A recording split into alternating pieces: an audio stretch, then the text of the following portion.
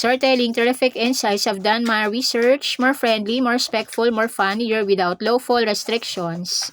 Policy safe. Sometimes no plan is good. Sometimes the best adventures happen when you don't plan every single detail. One, you discover something unexpected because surprises can be more exciting than schedules. Two, you finally get to relax. No alarms, no rushing, just peace. Three, you sleep a little longer. Your pillow wins the championship. Four, you find a new favorite cafe. A random turn becomes a tasty memory.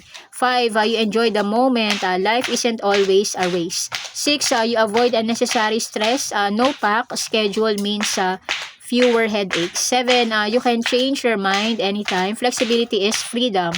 8, you laugh more. Funny moments often happen by accident. 9, you save energy. Sometimes doing less helps you do better later. 10, you notice little things like birds singing or a beautiful sunset. 11, you become more creative. A free mind often finds fresh ideas. 12, you enjoy a spontaneous adventure. Let's go can be the best plan. 13, you spend quality time with family. No calendar required. 14, you catch up with comrades. A simple chat can brighten the day. 15, you try a new hobby because why not? 16, you appreciate quiet moments. Silence can be refreshing.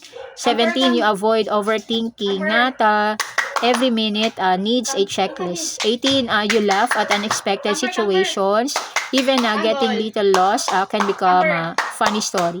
19, you recharge your batteries. Everyone deserves a reset. 20, you enjoy simple pleasures, snacks, movies, music, and comfy clothes counts too.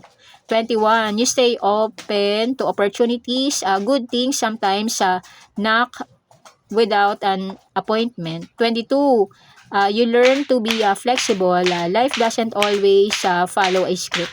23, you make memories naturally. The best stories often starts with we had no plan. 24, you reduce pressure. It's okay not to have everything figured out. 25, you smile more often.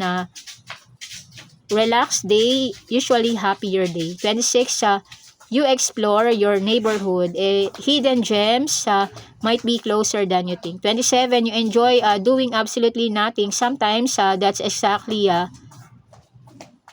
what you need. 28, you let life surprise you. Not every gift comes with a schedule. 29, you remember that balance matters.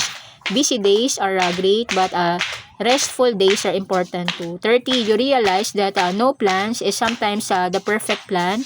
A little freedom can make an ordinary day unforgettable.